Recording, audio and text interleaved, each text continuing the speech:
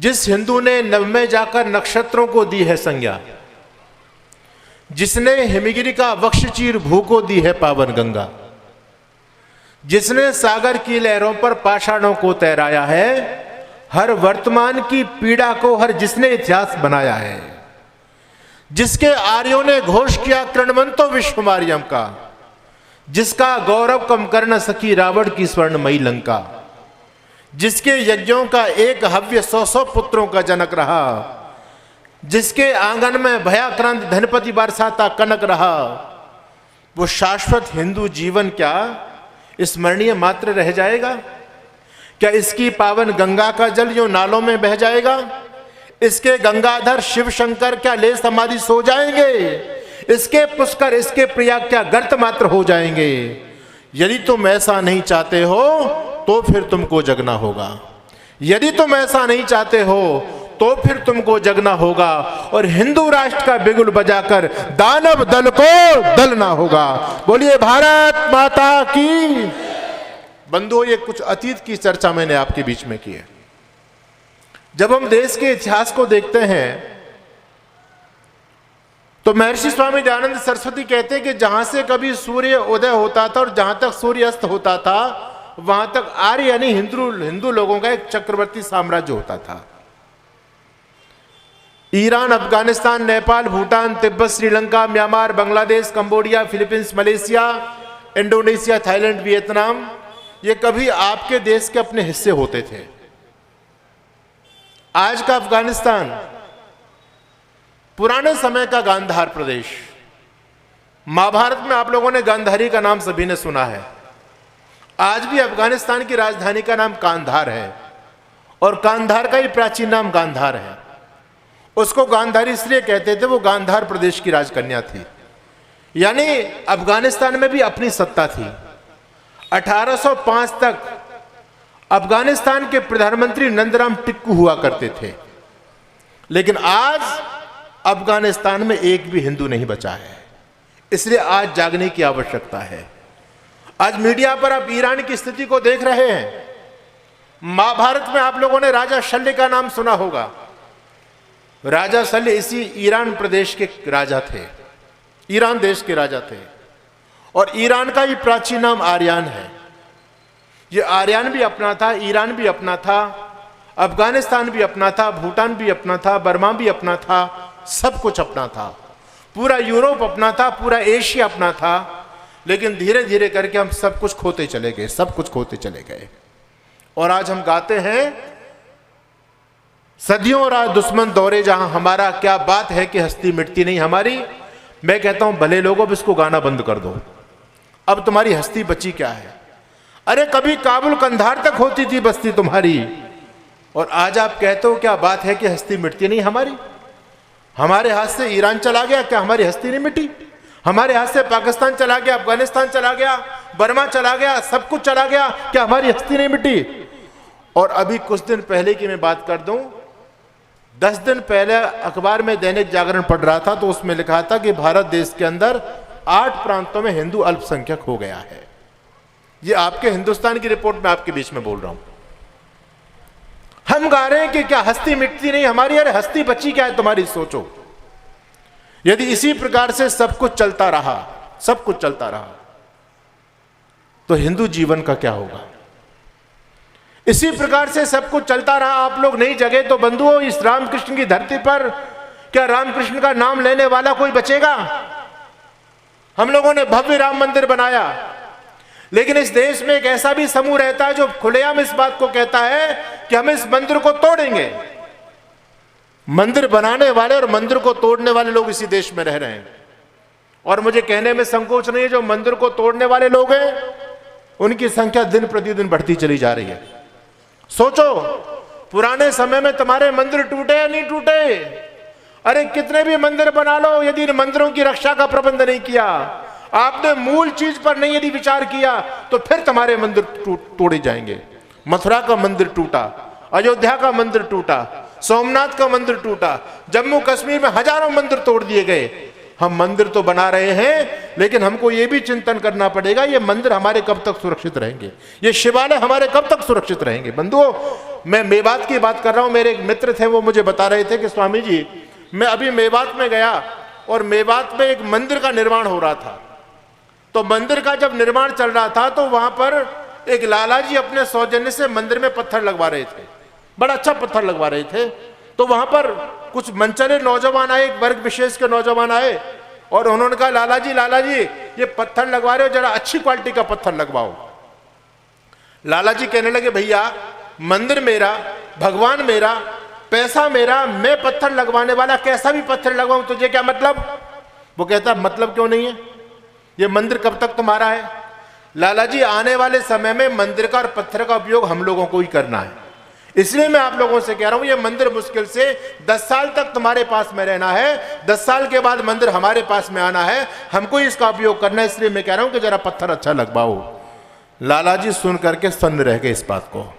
बंधु, ये अकेला केवल मेवात की हालात नहीं है, आप जिस क्षेत्र में बैठे हुए हैं यहाँ के हालात आप बहुत अच्छी तरह से जानते हैं, बहुत अच्छी तरह से जानते हैं। पूरे देश में यही हालात बनते चले जा रहे हैं। हिंदू आज सोया हुआ है, हिंदू को केवल और केवल अपने बच्चों के भविष्य के सपने दिखाई दे रहे हैं, उसको केवल अपनी कोठियां दिखाई दे रही हैं, हिंदू को केवल अपनी जमीन जायदाद दिखाई दे रही है। हिंदू को यह नहीं पता कि आने वाले 20 साल के भारत का परिदृश्य क्या होने वाला है। एक तरफ इस देश में गजवा हिंदी की तैयारियां चल रही हैं, एक तरफ इस देश में सर तन से जुदा के नारे लगाए जा रहे हैं, एक तरफ इस देश को जातिवाद का भयंकर जहर आग लगा करके और देश की ताकत को, हिंदुत्व की ताकत को धड़ों में बांट करके देश को भिन्न भिन्न टुकड़ों में बांटने की भयंकर योजना चल रही है। 20 साल के बाद का भारत आप अपने बच्चों के हाथ में कैसा सौंप करके जाना चाहते हो, जरा आज इस पर चिंतन करके जाना। हालात देश के बहुत अच्छे नहीं है, बहुत अच्छे नहीं है।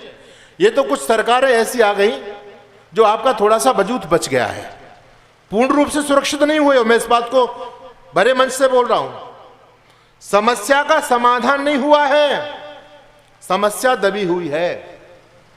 लोग प्रतीक्षा कर रहे हैं, उत्तर प्रदेश में लोग प्रतीक्षा कर रहे हैं कि बाबा जी कब कुर्सी से हटेंगे और कब हम देखेंगे। आप इस बात को बहुत अच्छी तरह से जानते हैं। अब इस समस्या का समाधान क्या हो सकता है बंधुओं? समस्या से आप सभी ग्रसित हैं, बहुत अच्छी तरह से ग्रसित हैं, और जिस संगठन के द्वारा ये कार्यक्रम आयोजित किया गया है वो संगठन इस काम को बहुत अच्छी तरह से करता है कि हिंदू किस प्रकार से बचाया जाए। मैं आर्य समाज का प्रचारक हूं, मैं भारतीय हिंदू शुद्धि सभा का प्रधान हूं, जो स्वामी श्रद्धानंद जी ने कभी स्थापित की थी, जो शुद्धि आंदोलन पूरे देश में चलाया गया था, लेकिन ये पापी गांधी बीच में रोड़ा अटका गया, इसलिए ये समस्या रह गई। नहीं तो स्वामी श्रद्धानंद जी महाराज ने आज इस देश में जिस समस्या से हम सभी ग्रसित हैं, इस पूरी समस्या का समाधान कर दिया था।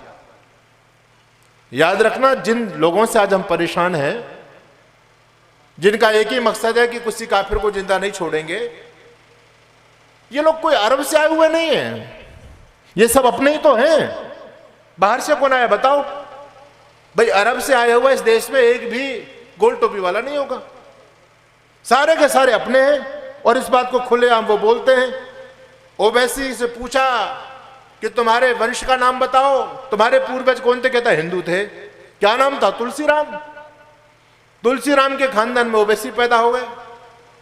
जम्मू कश्मीर के मुख्यमंत्री फारूक अब्दुल्ला, उनसे पूछा तुम कौन हो?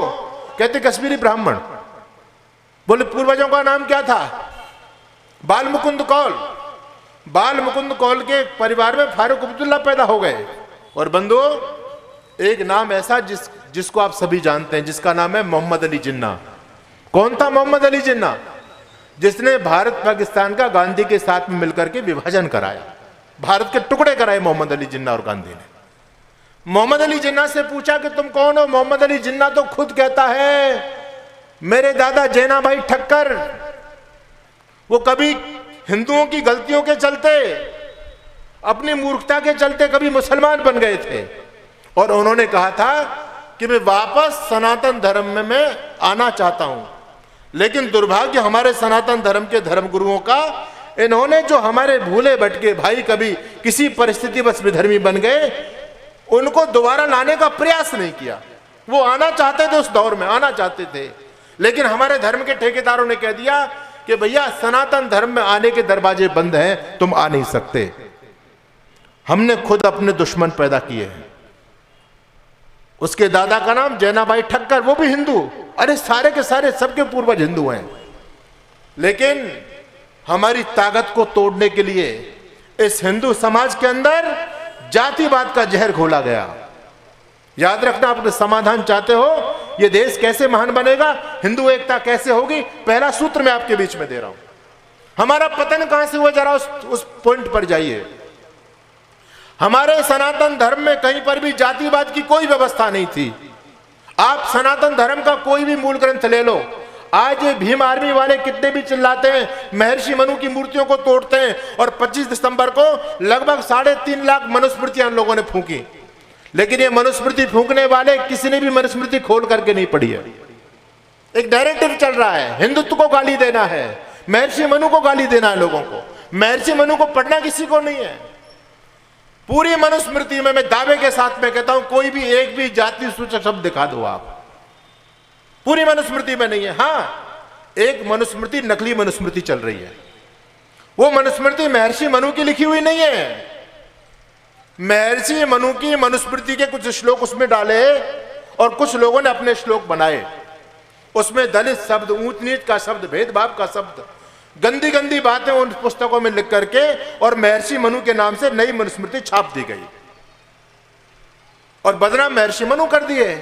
लोग आज महर्षि मनु को फूंक रहे हैं। मैं निवेदन आप लोगों के बीच में कर रहा हूं, योगी जी ने नारा दिया, बटोगे तो कटोगे।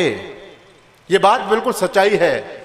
हम जब जब बटे तब तब कटे, और आज भी हम बट रहे हैं। और वो जो विदेशी शक्तियां, विधर्मी शक्तियां हमको बांटना ही तो चाहती हैं। आज हम जातिवाद के धड़ों में बटे पड़े हैं। याद रखना, सनातन धर्म में कहीं भी जातिवाद नहीं था। आज से आप 800 साल पीछे लौट जाइए, किसी भी महापुरुष के नाम के पीछे आपको जाति सूचक शब्द नहीं मिलेगा।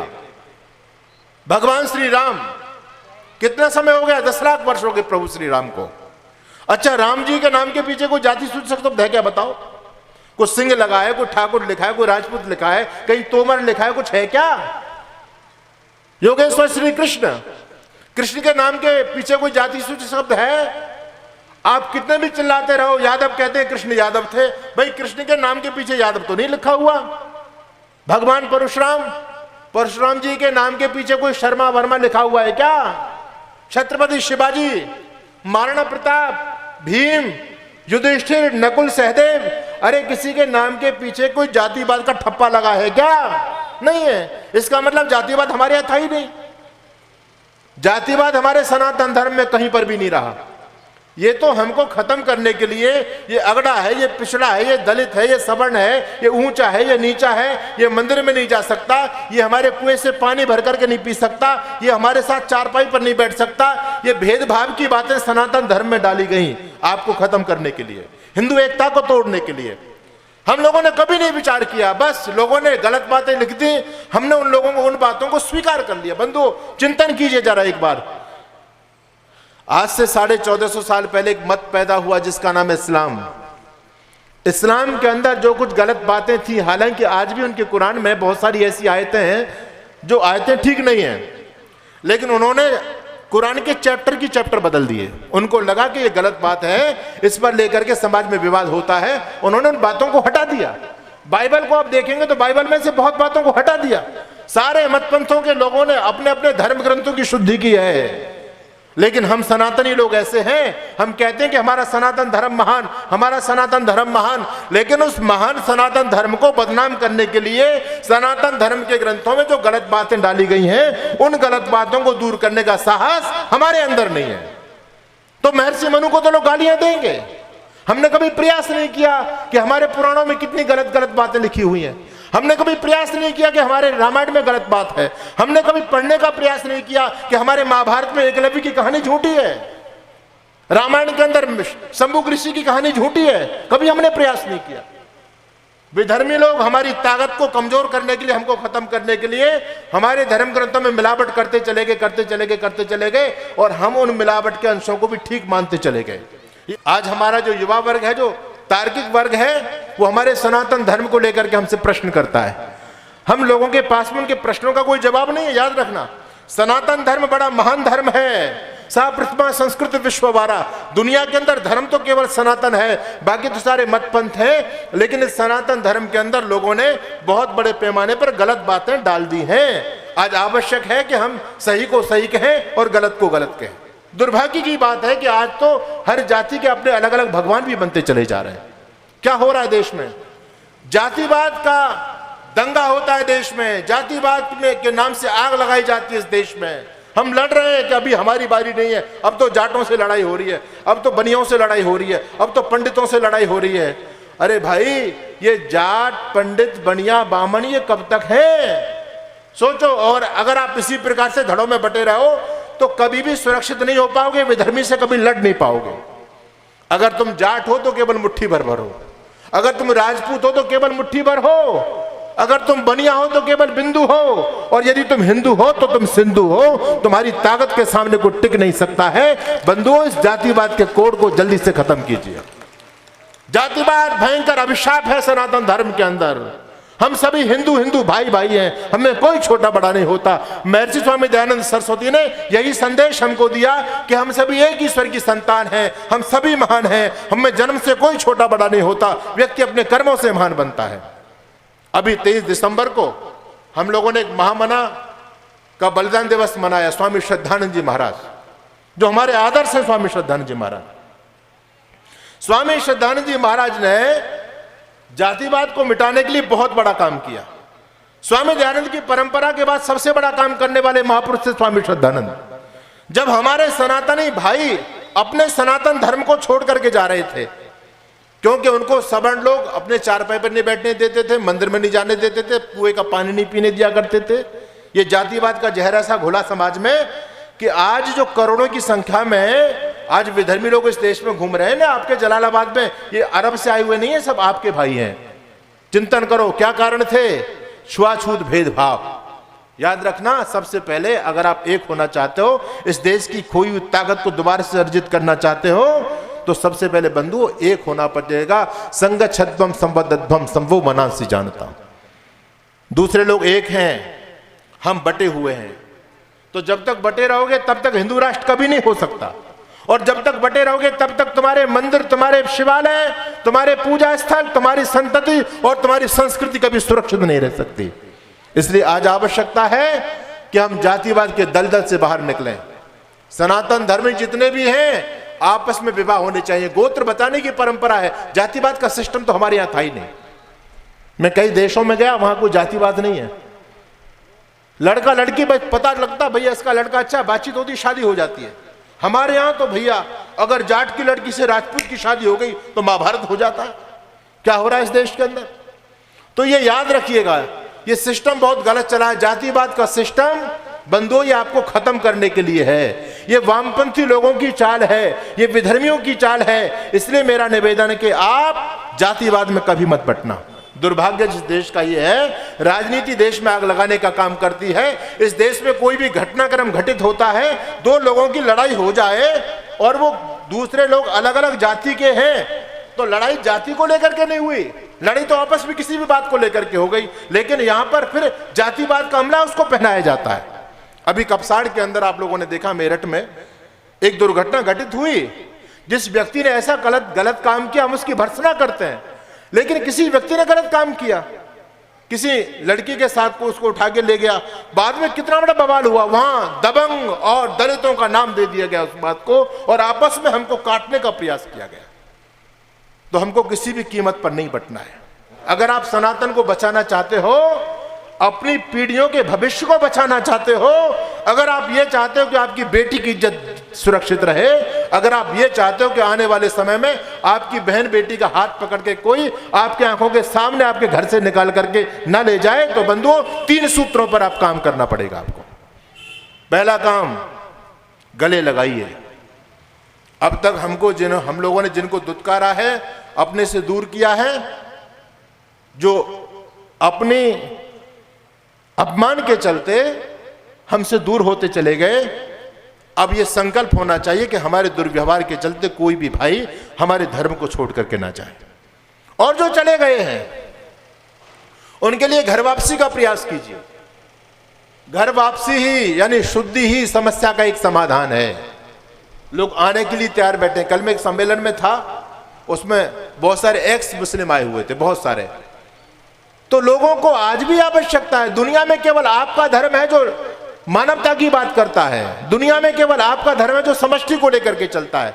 दुनिया में केवल सनातन धर्म के मंदिर हैं जहां से उद्घोष होता है विश्व का कल्याण हो। अरे हमारी ये पावन संस्कृति है, हम विश्व कल्याण की कामना करते हैं। बताओ, किसी मंदिर से, किसी दूसरे देवालयों से, किसी दूसरे पंथों के पूजा स्थलों से कभी आप लोगों ने आवाज सुनी है विश्व का कल्याण हो? नहीं। ये हम में ताकत है, हम में ताकत है। ये सनातन धर्म इसलिए महान है कि हम गलत को गलत कहने की हिम्मत रखते हैं। दूसरे लोग वो हैं कि उनके मत का व्यक्ति कोई भी गलत से गलत, गंदे से गंदा काम कर दे तो वो कभी उनमें ये हिम्मत नहीं है कि ये व्यक्ति ने गलत काम किया है। वो अपने गलत व्यक्ति के गलत काम को भी सही ठहराने का प्रयास करते हैं। और वो हम लोग हैं। अरे रावण हमारी परंपरा में पैदा हुआ, लेकिन जब रावण ने धर्म को छोड़ दिया तो रावण को फूंकने की हिम्मत भी हम लोग रखते हैं। ये सनातन धर्म की विशेषता है। और दूसरे धर्म के लोग, आपने देखा बरेली के अंदर मासूम बच्चों के रेप किए गए, रेप, मासूम बच्चों के रेप। किसने भर्त्सना की उस कांड की? कोई बोला? कोई नहीं बोलता। उनके यहां कुछ नहीं है। ये हमारे सनातन धर्म की विशेषता है। हम प्रार्थना करते हैं सर्वे भवन्तु सुखिनः यत्र विश्वम भवेत्यग्निरम्, पूरा संसार ही हमारा परिवार है। हे नाथ सब सुखियों, कोई ना हो दुखारी। ये प्रार्थना हम करते हैं, हमारे पूजा घर और शिवालयों से होती है। दुनिया में दूसरे धर्म के पूजा स्थलों से प्रार्थना नहीं सुनाई देगी। इसलिए हिंदू राष्ट्र यदि बनेगा तो मानवता सुरक्षित होगी। हिंदू राष्ट्र यदि बनेगा तो इस देश में 5 साल से लेकर के और 50 साल तक की मेरी बहन और माँ की इज्जत सुरक्षित रहेगी। हिंदू राष्ट्र यदि बनेगा तो हिंदू राष्ट्र के अंदर एक चींटी से लेकर के और हाथी तक हम सबके सुखों की कामना करते हैं। ये मेरी संस्कृति है। लेकिन बंधु, आज दूसरी संस्कृतियां बढ़ रही हैं। हिंदू संस्कृति को टारगेट करके घटाने का काम किया जा रहा है। तो मेरा आप लोगों से निवेदन है कि घर वापसी की दोबारा से शुद्धि के लिए प्रयास कीजिए। किन्हीं कारणों बस जो अपने भाई धर्म को छोड़ करके चले गए हैं, पूरा प्रयास करो कि उनको वापस लाया जाए। और दूसरी बात, पहली बात मैंने कही, गले लगाइए। कोई छोटा बड़ा नहीं है, कोई अगड़ा पछड़ा नहीं है, कोई दलित सवर्ण नहीं है। हम सभी एक मां भारती की संतान हैं। 4 वर्ण हैं हमारे यहां। तो हमारा एक हाथ को काट दिया जाए तो शरीर की शोभा नहीं है, शरीर नहीं चलेगा। तो जातिवाद में हम बट बट करके अपने से एक एक अंग को दूर करते चले जाएंगे तो हिंदू राष्ट्र कभी नहीं बन पाएगा और हम कभी सुरक्षित नहीं रह पाएंगे। तो पहला काम, हमको बंटना नहीं है, सबको गले लगाना है, सबको गले लगाना है। जो गरीब है, बहुत से लोग, अभी मैं आदिवासी क्षेत्रों में गया तो वहां पर वो मिशनरियों के लोग कुछ थोड़ा थोड़ा प्रलोभन देकर के उनका धर्म परिवर्तन करा देते हैं। हम क्यों नहीं करते इस काम को भाई? हमारे धर्म के जो गरीब लोग हैं, अरे उनको मदद कीजिए, उनका सहयोग कीजिए।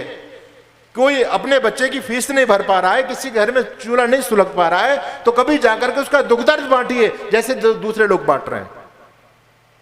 और मैं दूसरी बात कहता हूं, रिश्ते बचाइए। पहला सूत्र है गले लगाइए। गले लगाने का मतलब समझ गए? सब हिंदू हिंदू भाई हैं, किसी से नफरत मत करो। ये छोटा है, ये बड़ा है, ये नहीं होना चाहिए। अगर आप इस नफरत को दूर करने में कामयाब हो गए, दुनिया में तुमको कोई हरा नहीं पाएगा। समस्या तो हमारे सामने यही है। हम केवल कहते कहते हैं, लेकिन आपका बेटा अगर किसी दलित व्यक्ति के पास में चला जाए या उसके साथ में बैठ करके खाना खा ले तो आपको कैसा लगता है? जिस दिन ये भेदभाव आप मिटा दोगे बंधुओं, उस दिन आप हिंदू राष्ट्र कहने के अधिकारी हो सकते हो। केवल जय श्री राम के नारे लगने से देश का भला नहीं होगा। देश का भला होगा राम के आदर्शों पर चलने से। अरे राम ने तो भिलनी के बेर खाए थे, राम ने तो निषाद राज गुह के साथ में बैठ करके भोजन किया था। हम भी उसी परंपरा को अपनाएं, तब हम राम के सच्चे उपासक बनेंगे। और दूसरी बात मैं कहता हूं, रिश्ते बचाओ। आज हिंदू समाज के अंदर सबसे बड़ी समस्या चल रही है।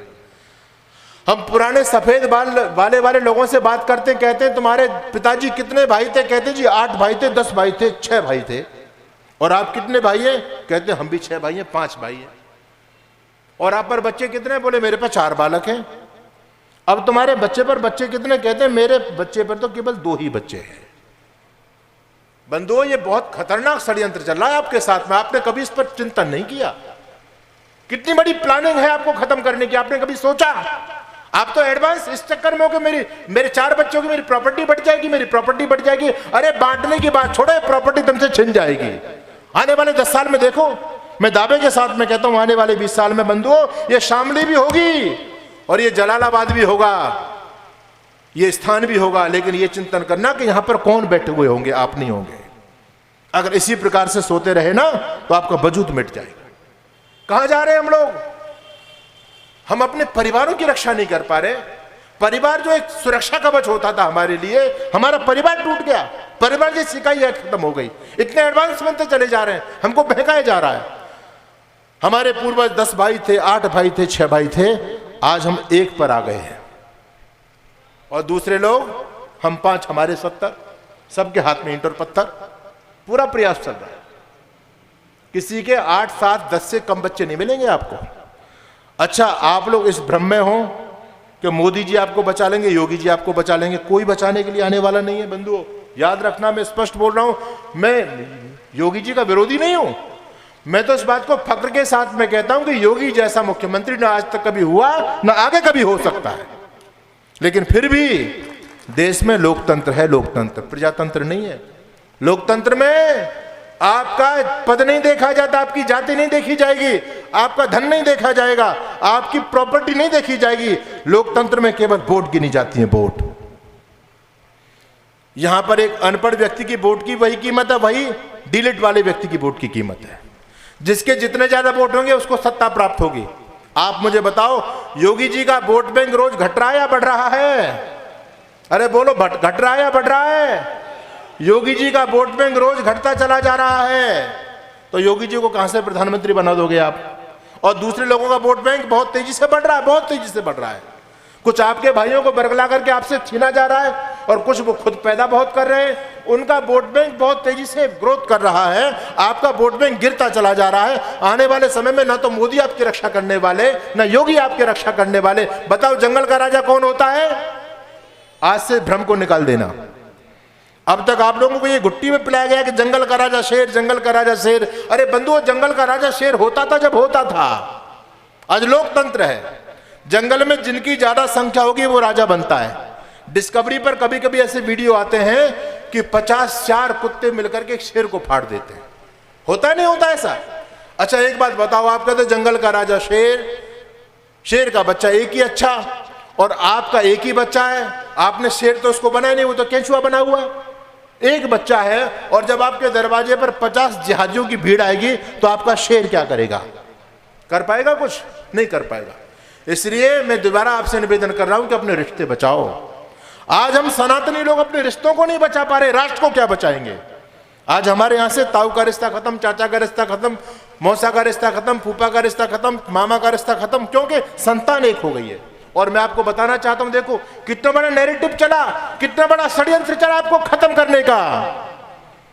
आज से 20 साल पहले, 30 साल पहले बताओ, किसी मां के बच्चे का ऑपरेशन से पैदा होते थे, नेचुरल पैदा हुआ करते थे? बोलो बोलो, नेचुरल।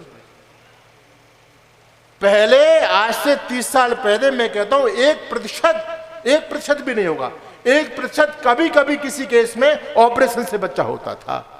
लेकिन आज क्या हो रहा है हिंदू समाज में? आज महाराज 95% बच्चे ऑपरेशन से पैदा हो रहे हैं। अच्छा, दूसरे वर्ग में नहीं हो रहे, आपके यहां हो रहे हैं। यह भी सोचने की बात है। आप कहते हैं खान पान बदल गया, रहन सहन बदल गया। अरे रहन सहन तो उनका भी बदल गया जो ऊपर से नीचे तक ढकी हुई हैं। उनके क्यों बच्चे नेचुरल हो रहे हैं, आपके यहां क्यों नहीं हो रहे? क्योंकि जानते हैं ये खत्म करने की योजना थी। वो जानते थे कि ऑपरेशन से बच्चा होगा तो 1 से ज्यादा नहीं होगा, 2 से ज्यादा हो ही नहीं सकता। ऑपरेशन होता, डॉक्टर पहले से कहता भैया अब की बार तो कर लेना, आगे की रिस्क मत लेना। आपको खत्म करना था। आपको हर दृष्टि से षड्यंत्र चल रहा आपके साथ में, आपको बहकाया गया। छोटा परिवार सुखी परिवार। हमने पूछा कितना छोटा? कहते हैं 2 या 3 बच्चे घर में लगे, अच्छे 2-3 बच्चे तक होना चाहिए परिवार। हम 3 बच्चों तक आ गए। आपने ही माना इन चीजों को, उन्होंने नहीं माना। फिर नारा बदला, शेर का बच्चा एक ही अच्छा। फिर हम 1 पर आ गए। अब फिर नारा बदल दिया है, बच्चा ना बच्ची और नींद आई अच्छी। आप गूगल पर देखिएगा, ऐसे बहुत सारे संगठन सक्रिय हो रहे हैं जिनका काम है child free India, no child India. लोग आपके बच्चों को क्या कह रहे हैं? और इस षड्यंत्र में केवल सामान्य हिंदू नहीं है, बड़े बड़े धर्मगुरु भी फंसे पड़े हैं, बड़े बड़े धर्मगुरु।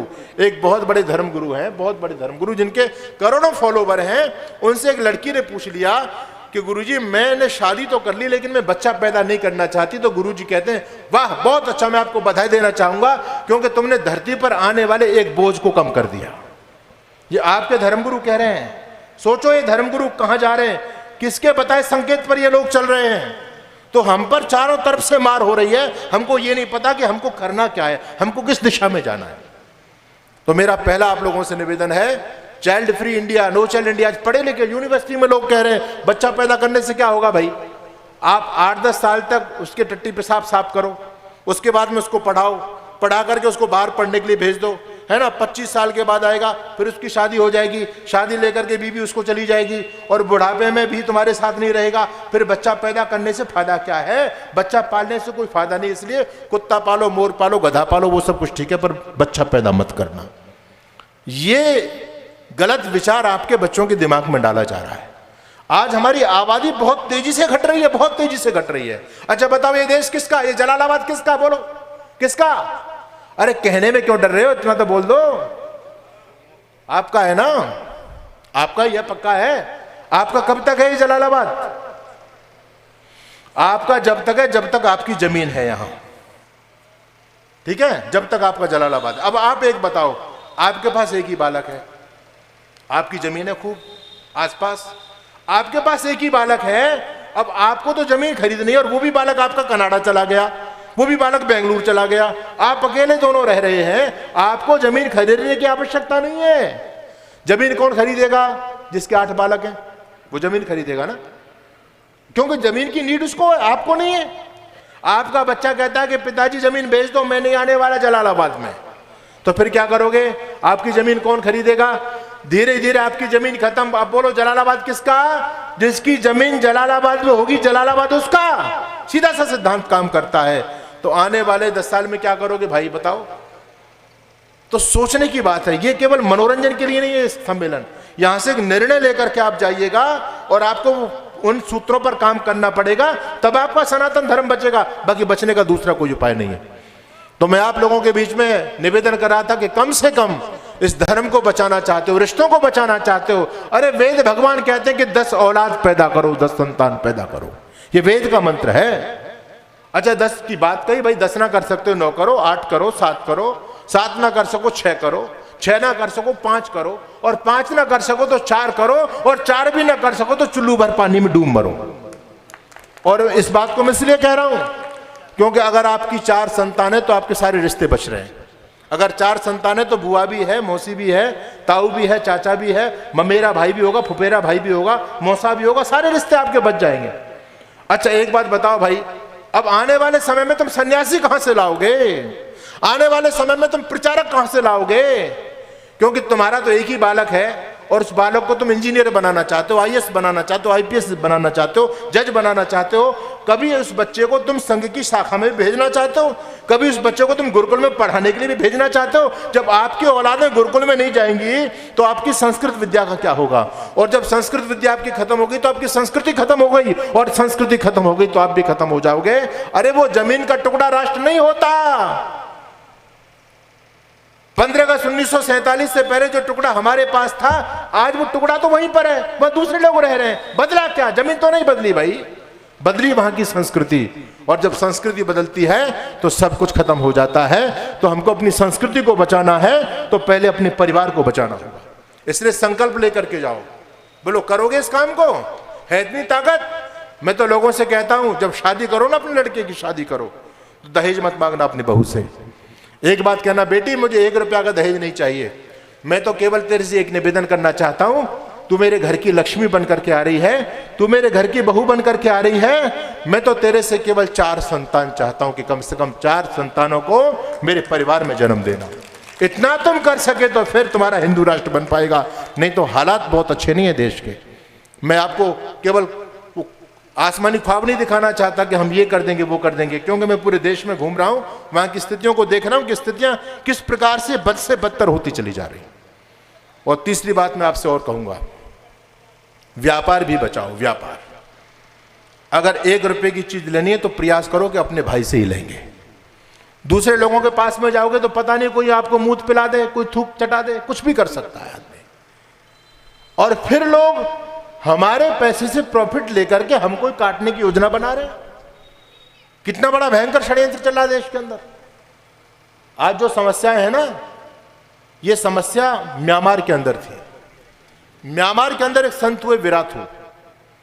म्यांमार के अंदर बौद्ध लोग रहते थे और बंधुओं, बौद्ध लोगों को इन लोगों ने उनका जीना हराम कर दिया।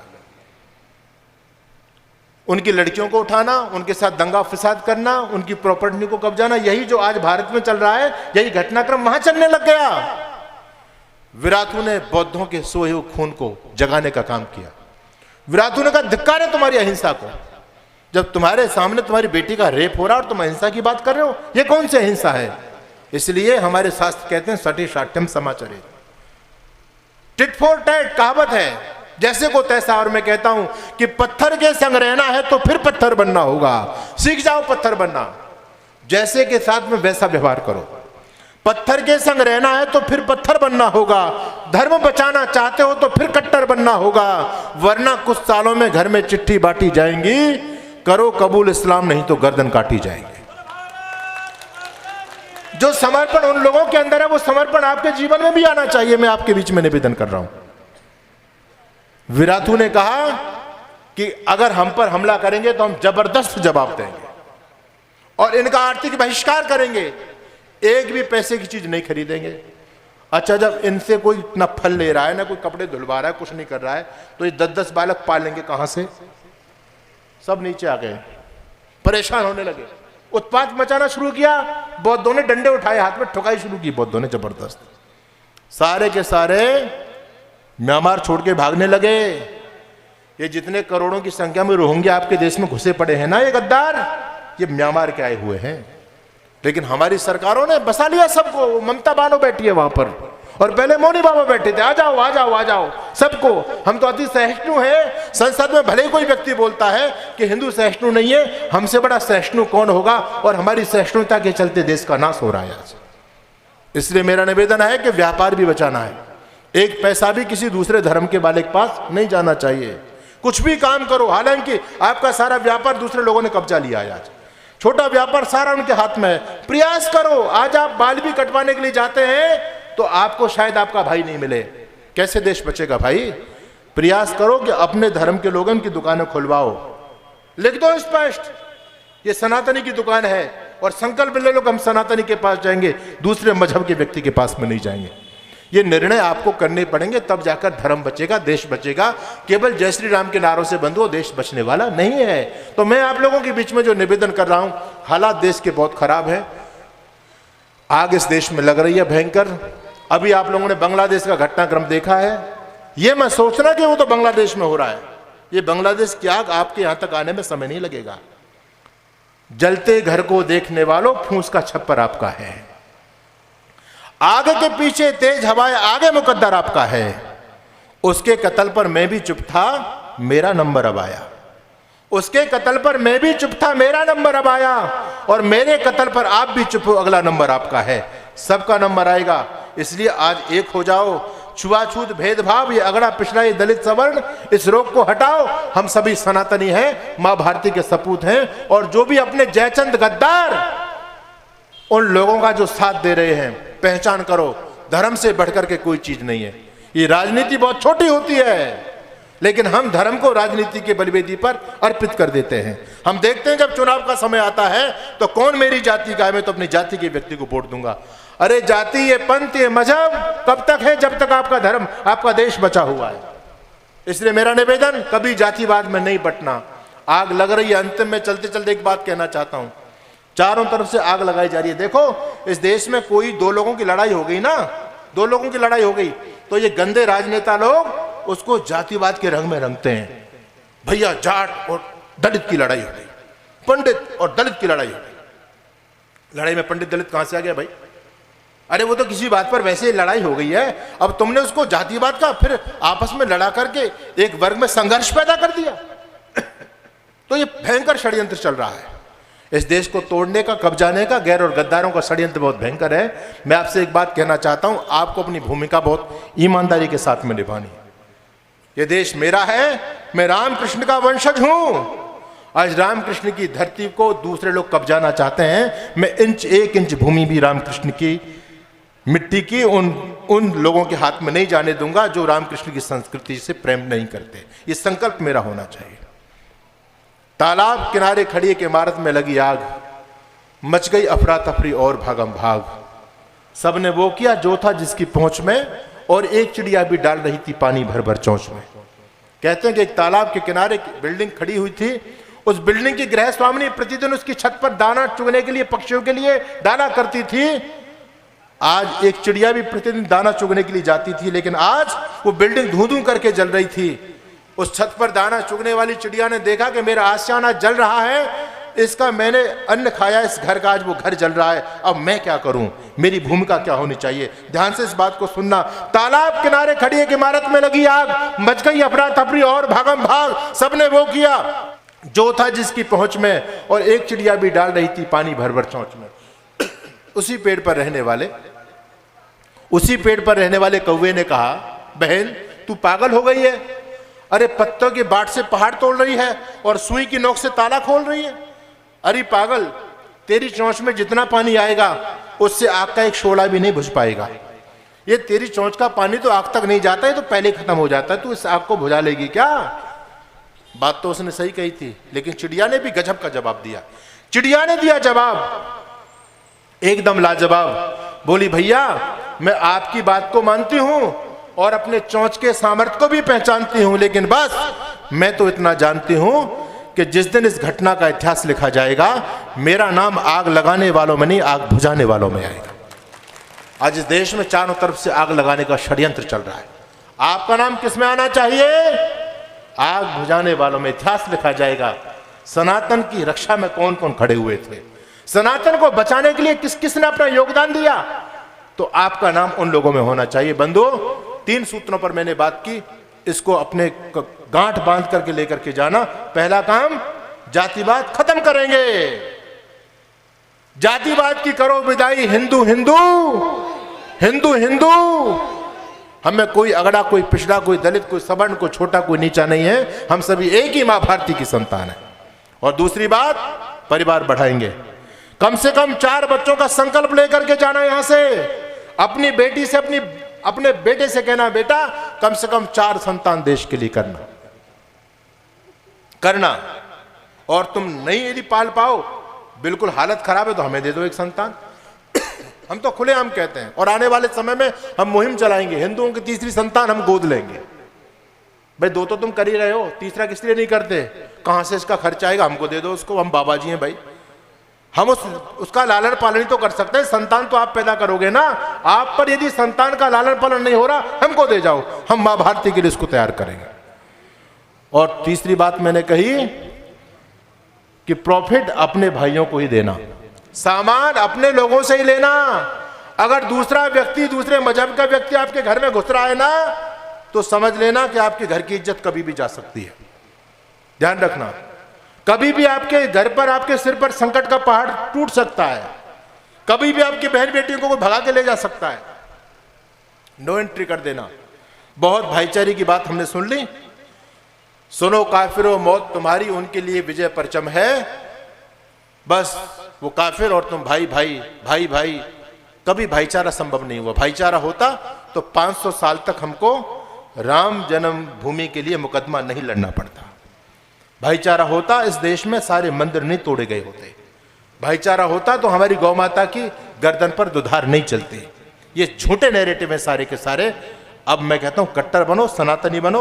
आपका धर्म ये नहीं कहता। कल एक बहुत बड़े IAS ऑफिसर बैठे थे, वो कह रहे थे हमारे धर्म ने तो हमको सहिष्णुता की बात बताई, सत प्रेम भाईचारे की। अरे बताई है, लेकिन दुष्ट के साथ में कैसा व्यवहार करना है ये भी तो शास्त्र बता रहा है आपका।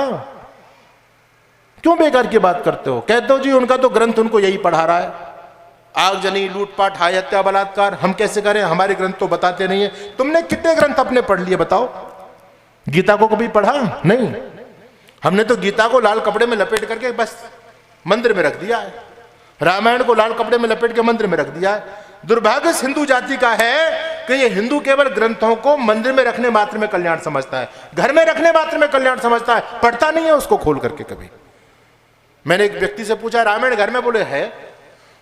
गीता जी घर में, बोले हाँ। मैंने कहा महाभारत में, बोले महाभारत नहीं है महाराज। क्यों? बोले महाभारत घर में रखेंगे तो घर में महाभारत हो जाएगा। अरे तुमने रामायण घर में रख ली तो क्या तुम्हारे घर में स्वर्ग उतर आया? इन ग्रंथों को घर में रखने से कुछ नहीं होगा, ग्रंथों को खोल करके पढ़ने से होगा। गीता तो वो टॉनिक है, जब कुरुक्षेत्र के मैदान में दोनों सेनाएं आमने सामने खड़ी थी, जब अर्जुन कांपने लगा मृत्यु को देख करके, अर्जुन जब डरने लगा, उसके शरीर पर रोंगटे जब खड़े होने लगे, मना कर देता है केशव मैं युद्ध नहीं लड़ूंगा अब। तो भगवान कृष्ण ने क्या गीता का टॉनिक पिलाया कि उस मृत प्राय अर्जुन के हृदय में प्राणों का संचार हुआ और अर्जुन ने तत्काल गांडी उठा लिया और सारे अधर्मियों का विध्वंस कर दिया। ये ताकत है गीता की। गीता तो आपको लड़ना सिखाती है, गीता मरना नहीं सिखाती, याद रखना। आज मरते समय गीता बांचते हैं लोग, बोले बाबा मर रहा है इसके कान में 4 गीता के श्लोक बोल दो। अरे गीता मरना नहीं सिखाती, गीता तो जीना सिखाती है, गीता तो लड़ना सिखाती है। कभी गीता को पढ़ करके तो देखो। राष्ट्र धर्म सर्वोपरि होता है, राष्ट्र बचा तो हमारी पूजा पाठ बचेंगे, मंदिर बचेंगे, गुरुद्वारे बचेंगे, आपकी संतान और संस्कृति बचेगी। और राष्ट्र ही आपके हाथ से चला गया तो कुछ भी बचने वाला नहीं है। तो मैं आप सभी का बहुत बहुत धन्यवाद करता हूं और जो कुछ भी मैंने बोला उसको आप सभी आत्मसात करेंगे, परिवार को जरूर बढ़ाएंगे, जातिवाद को खत्म करो। अगर किसी के साथ एक के साथ भी दंगा होता है, पूरा हिंदू समाज उसके साथ खड़ा होना चाहिए। ऐसा नहीं कि भैया ये तो वो लोग हैं, ये तो वो लोग हैं, नहीं। जिस दिन आप एक आह्वान पर इकट्ठे होने लग गए उस दिन लोगों की पजम्मी गीली हो जाएंगे।